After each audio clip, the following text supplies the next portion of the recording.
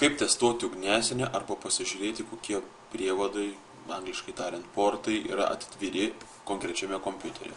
Yra naudojama programa Active Network Port Scanner. Yes. Taip, mes turim būtinai perskaityti ir sutikti su licencijų sąlygomis. Taip, ir tada ją suinstaliuoti.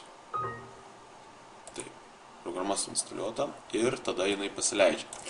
Galime paprastą būdą naudoti arba išplėstą. Mes naudosim išplėstą. Taip, pasileidžia programa. Taip, čia galima užžymėti, kad daugiau to nerodytų. Taip. Ką jinai duoda? Jinai duoda pasirinkti nuo kurio porto iki kurio porto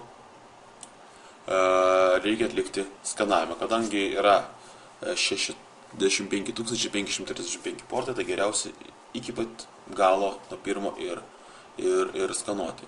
Taip, mes galim rinktis UDP protokolą ar TCP, geriausia TCP. Taip, čia nurodom kompiuterio IP adresą.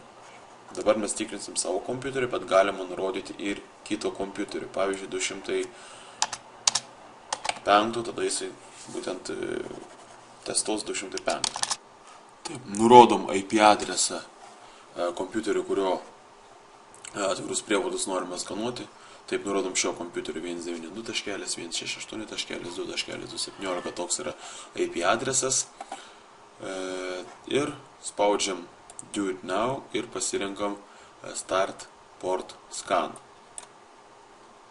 Taip, ir čia vyksta procesas, rodo informaciją, koks portas dabar yra skanuojamas, ar jis atviras, ar jis uždaras.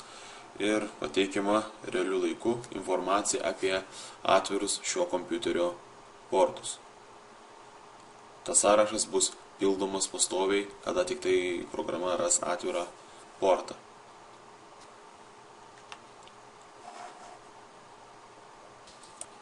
Atvirų portų skanavimas baigtas ir pateikiama informacija apie atvirus portus šiame kompiuteryje. Šiame kompiuteryje yra atviri 4 portai.